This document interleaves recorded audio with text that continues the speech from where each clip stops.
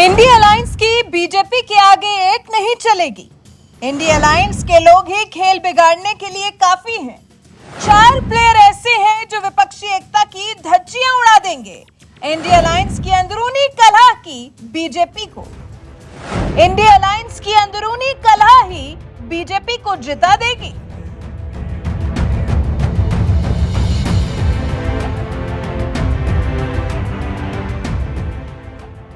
BJP को टक्कर देने के लिए देश भर की विपक्षी पार्टियों ने साथ आने का दम भरा।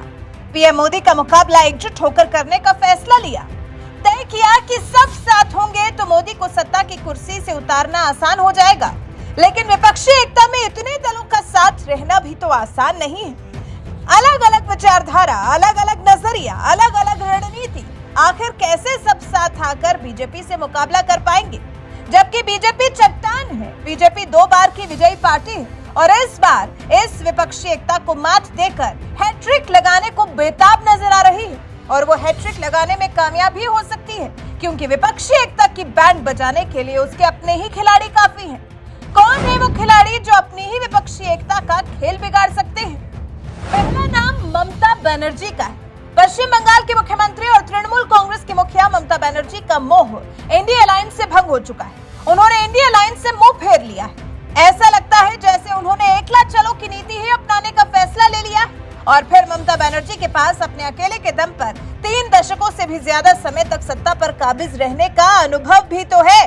ममता बनर्जी ने पश्चिम बंगाल से वाम दलों को उखाड़ फेंका था और फिर ऐसा कब्जा जमाया कि आज तक उन्हें कोई वहां से हिला नहीं पाया है। ममता बनर्जी का कॉन्फिडेंस 7वें आसमान पर है। वो अपने अकेले के दम पर सबका मुकाबला करने को तैयार है और जब विधानसभा चुनाव में कांग्रेस की करारी हार उन्होंने देखी तो फिर लगता है जैसे इंडिया अलायंस से अपना रास्ता अलग करने की उन्होंने ठान दी।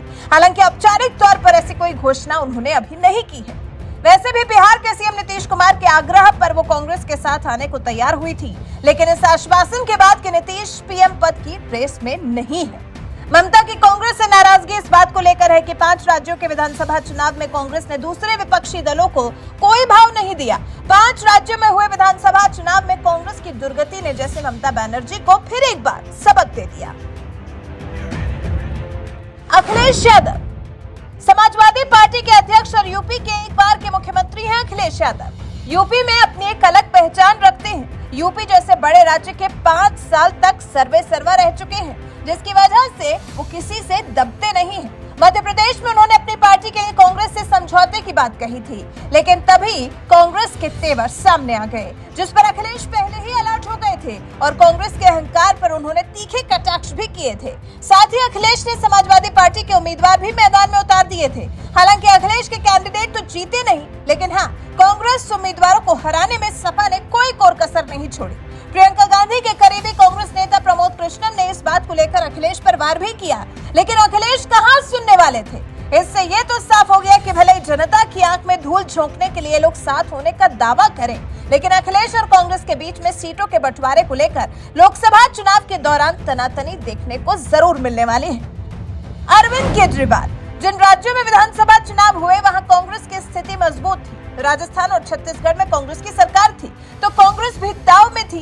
कांग्रेस ने सहयोगी विपक्षी दलों को किनारे लगा दिया।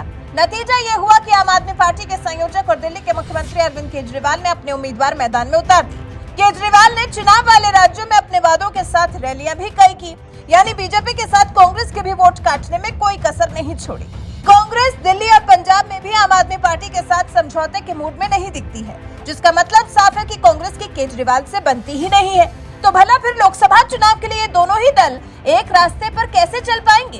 कैसे किसी भी एक बात के लिए दोनों दल एकमत हो पाएंगे? और इस बात से तो इनकार कर पाना मुश्किल ही है कि केजरीवाल का विपक्षी गठबंधन की बैठकों में रूखा ही रुख रहा है।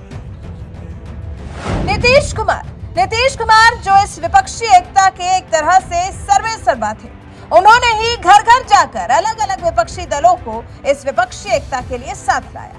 उन्होंने ही इस इंडिया अलायंस को खड़ा करने के लिए सबसे ज्यादा मेहनत की, लेकिन कांग्रेस के रुख से वो कुछ ज्यादा ही खफा चल रहे हैं। वैसे भी कांग्रेस के साथ उनका 36 का आंकड़ा रहता ही है, लेकिन लालू प्रसाद यादव के कहने पर समझौता हुआ था। विपक्षी एकता में सब साथ दिखे भी थे, लेकिन उसके बाद भी कांग्रेस की हरकतें जैसे नीतीश कुमार को जरा भी नहीं भाती। तभी तो समय समय पर वो कांग्रेस के प्रति अपनी नाराजगी का इजहार करते रहते हैं। नीतीश चाहते थे कि बीजेपी को हराना है तो गठबंधन की गतिविधियों में तेजी से काम करने की जरूरत है, लेकिन कांग्रेस ने आनाकानी की, क्योंकि कांग्रेस अपने अहंकार में ही डूबी रही। कांग्रेस की वजह से ही इंडिया अलायंस की गतिविधियां विधानसभा चुनाव के दौरान ठप पड़ गई। फिर बीजेपी के नेताओं से उनकी नजदीकी के चर्चे भी होते रहते हैं। फिर पलटू राम की छवि भी उनकी बन गई, जिससे नीतीश कुमार पर विश्वास कर पाना मुश्किल हो गया। कोई नीतीश कुमार को लेकर रिस्क नहीं ले सकता। पता नहीं कब ऐन मौके पर ये गच्चा देने में माहिर नीतीश कुमार फिर एक बार गच्चा दे जाए। तो इंडिया अलायंस के ये 4 चेहरे ऐसे हैं जो विपक्षी एकता के बैंड बजा सकते हैं, विपक्षी एकता के नाम के गुब्बारे को तुरंत फोड़ सकते हैं। इन सब के अलग विचार हैं और समझौता करने में ये चारों ही चेहरे थोड़े कच्चे हैं, अपनी शर्तों पर काम चाहते हैं, जो कि 28 दलों की विपक्षी एकता में मुमकिन ही नहीं है। किसी एक की इस गठबंधन में कैसे सुनी जा सकती है? कोई एक इस गठबंधन का सर्वे सर्वा कैसे हो सकता है? नहीं हो सकता। तभी तो कहा जा रहा है कि बीजेपी को इस बार भी चुनाव में विपक्षी एकता वाला गठबंधन नहीं हरा सकता। बीजेपी देश की सबसे बड़ी पार्टी है, मोदी चट्टान है। मोदी के नाम पर बीजेपी चुनाव जीत रही है। ब्रांड मोदी को फिर 3 राज्यों के विधानसभा चुनाव में जीत से और मजबूती मिल गई है। ऐसे में न ममता, न केजरीवाल, न नीतीश कुमार और न ही अखिलेश यादव कोई भी इस विपक्षी एकता के बनकर नहीं रह पाएंगे और बीजेपी को फिर एक बार सत्ता पर विराजमान होने के लिए मदद कर जाएंगे। वैसे आप इन चेहरों को लेकर क्या कहना चाहते हैं? आपको क्या लगता है, क्या विपक्षी एकता की ये 4 चेहरे इंडिया अलायंस की ताकत को बरकरार रख पाएंगे, या फिर यही 4 चेहरे होंगे जो इंडिया अलायंस के खात्मे की वजह बनेंगे? इस बारे में आपके विचार हमें कमेंट कर जरूर बताएं। साथ ही हमारे चैनल को सब्सक्राइब कर बेल आइकन दबाना बिल्कुल न भूलें।